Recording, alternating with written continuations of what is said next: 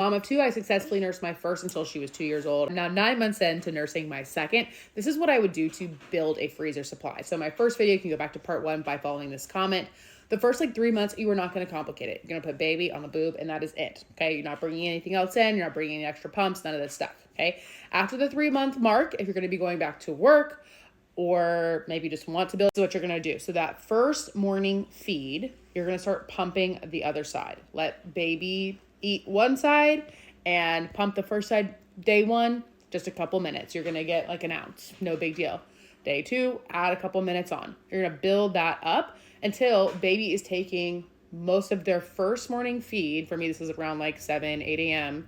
from one side, and you are able to just pump the other side, and they do not need to eat anything over there.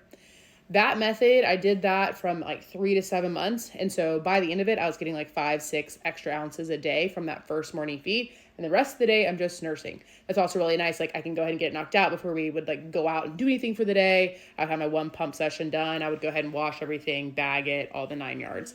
Then when I went back to work, I'm very lucky I got to go back to work when this baby was 7 months old. So when I go back to work, I have a huge freezer stash, and if my supply starts to change a little bit once I am away from baby, which can happen, although I have been able to maintain my supply much better this time by doing a couple things, and maybe that'll be my part 3 video. But if your supply does start to change, once you're away from baby, once you're working full time, et cetera, you do have a pretty big stash built up. So that's what I've done. That has worked really well for both my babies. So I hope this helps, and I'll see you guys next time.